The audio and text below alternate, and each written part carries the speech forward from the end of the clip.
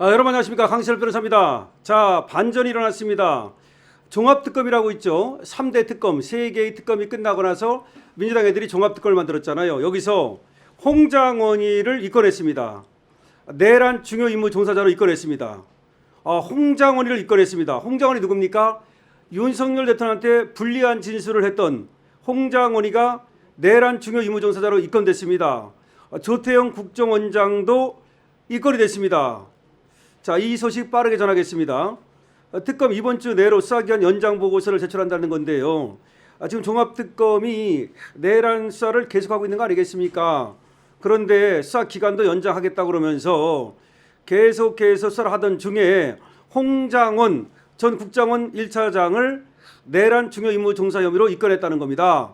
홍장원이는 그 지렁이 글씨, 지렁이 메모 그거 가지고 윤석열 대통령을 불리하게 증언하고, 그리고 저 이재명 저쪽에 유리하게 했던 그 인물이 홍장원인데요. 엄청난 반전이 일어난 겁니다. 이 소식 빠르게 전하겠습니다.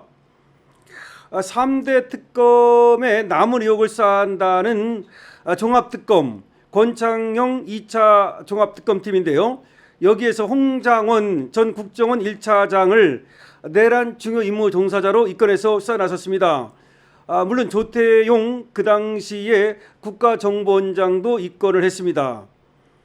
김지미 특별검사부는 오늘 경기 과천시 2차 종합특검 사무실에서 정례 브리핑을 열었는데요.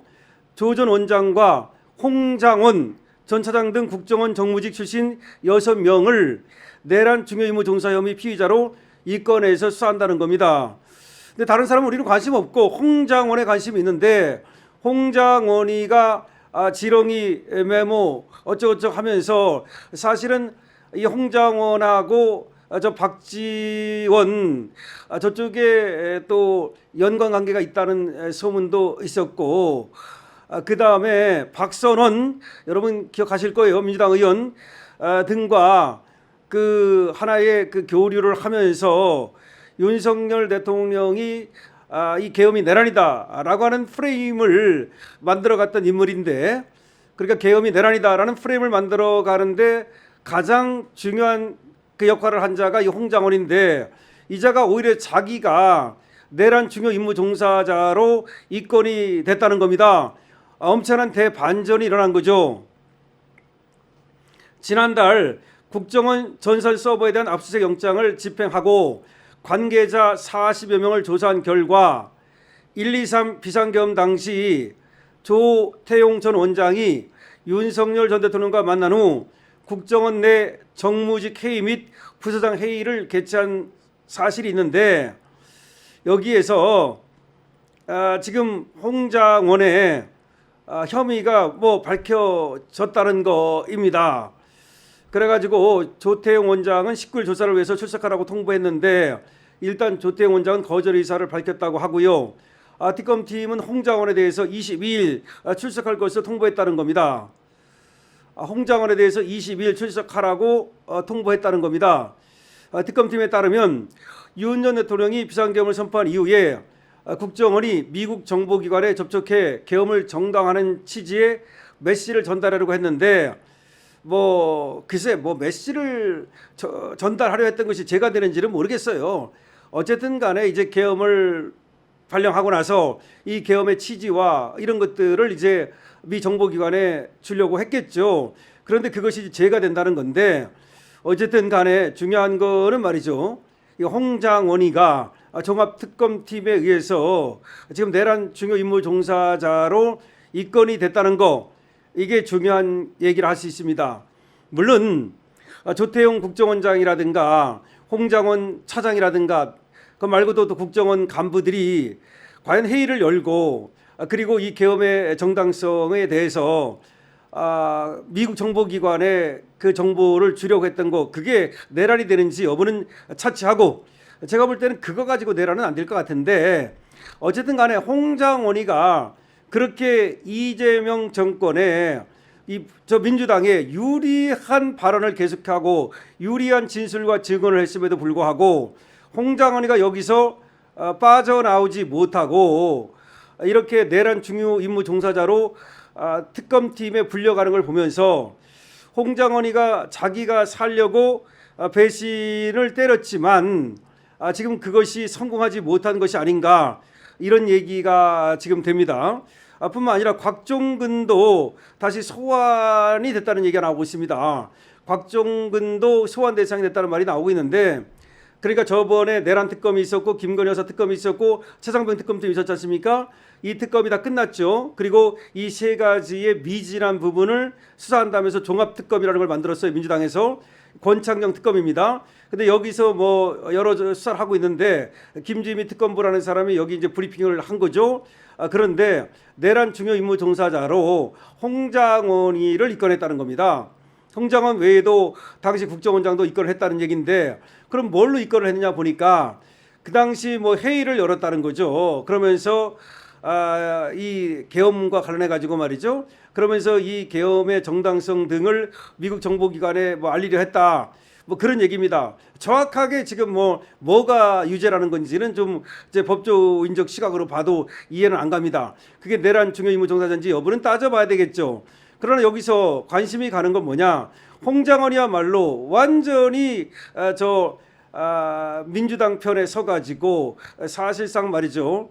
다른 또 당시 군인들을 회유를 하는 등 그렇게 하면서 이 계엄이 내란이라고 하는 쪽에 어떤 그 프레임에 일조한 사람인데, 그런데도 불구하고 결국은 토사구팽 당한 것인지 이 특검팀에 불려가게 됐다는 사실입니다. 그리고 곽종근도 여러분 아시는 것처럼 곽종근은 파면을 면하지 않았습니까? 다른 군인들이 다 파면을 당하는 데 비해서 곽종근은 해임으로 그냥 마무리를 지었단 말이죠. 곽종근이 왜 그랬습니까? 저쪽에 바로 김병주라든가 저 박범계라든가 저쪽에 박선원 뭐 이런 애들에게 협조하면서 윤석열 대통령의 불리한 진술을 계속했기 때문에 그 공로를 인정받아가지고 이 곽종근은 빠져나갔던 건데, 곽종근마저도 지금 특검팀에 불려간다.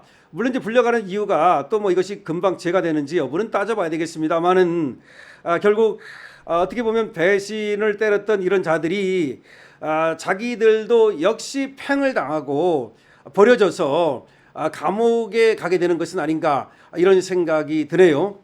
자, 원래가 말이죠.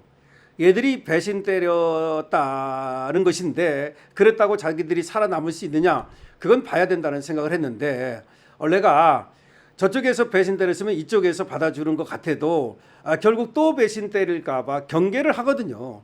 그래서 한 번 배신자는 영원한 배신자다, 이런 말이 있는데, 과연 홍장원 자기는 자기가 뭐 옳다, 정의다, 뭐 이런 식으로 계속해서 윤석열 대통령 그 재판에 나와서도 얘기를 하고 있는데, 그 뭐 지렁이 글씨라든지 여러 가지로 보면 미심쩍은 점이 굉장히 많고, 홍장원이가 사실은 말이죠, 뭔가 저쪽하고 미리 이대통하면서 이 계엄이 발령된다는 사실이라든가 등등을 알려주고, 그리고 또 계엄이 발령되고 나서 이거를 내란으로 이렇게 프레임을 잡는데 홍장원이가 저쪽 편을 들은 것이 아닌가라고 하는 강력한 지금 의심이 있고, 또 그런 증거들이 나오고 있었는데, 그럼에도 불구하고 홍장원이 결국은 저쪽에서 살아남지를 못하고 팽을 당한 것이 아닌가라는 얘기입니다. 여러분들이 이 사태에 대해서 어떻게 생각을 하십니까? 여러분들의 의견을 댓글로 많이 적어주시기 바랍니다. 강신업 TV는 계속해서 가장 빠르게 여러분들에게 지금 대한민국에서 벌어지고 있는 여러 정치 상황과 또 지금 여야 그리고 또 특검 등등등등 상황을 빠르게 전달해 드리겠습니다. 강신업 TV에 댓글을 많이 달아주시고요. 좋아요와 구독도 부탁을 드립니다. 그리고 여러분들께서 강신업 TV 쇼핑몰도 들어가 보시고 애국기업 보수기업에도 여러분들의 응원이 필요합니다. 그리고 강신업 TV의 회원은 지구 회원에 바로 지금 4,990원이면 가입할 수 있습니다. 강신업 TV도 많이 응원해 주시기 바랍니다. 강신업 TV입니다.